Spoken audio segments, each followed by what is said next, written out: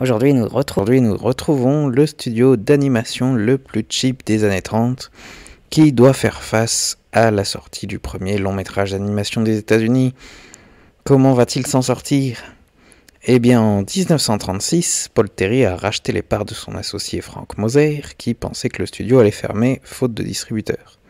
Mais, suite à ce départ, Paul Terry renégocie avec Educational Films un nouveau contrat.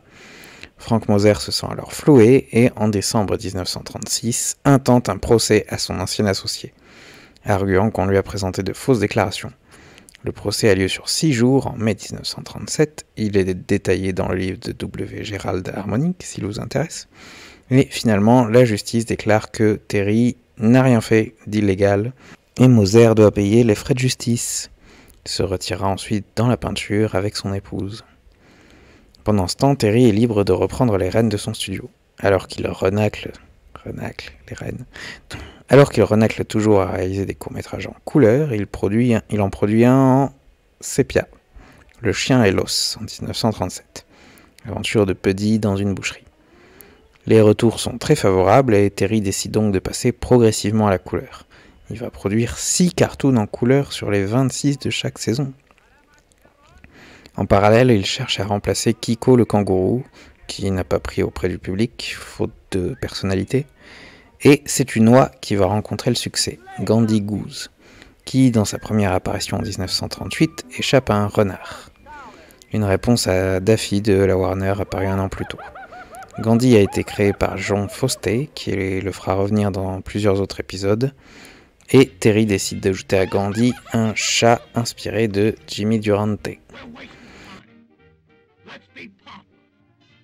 Cependant, à partir de 1937, il est évident que le public et les distributeurs ne considèrent plus l'animation comme étant destinée uniquement au court-métrage. Terry va alors approcher son ami banquier, Attilio Giannini, de lui parler de la possibilité de faire un long-métrage. Giannini lui répond que c'est trop hasardeux et Terry ne se lancera donc jamais dans l'aventure. Dieu bénisse Monsieur Giannini. Terry ne produisit jamais de long-métrage d'animation, pensant que les adultes ne pouvaient y prendre aucun plaisir.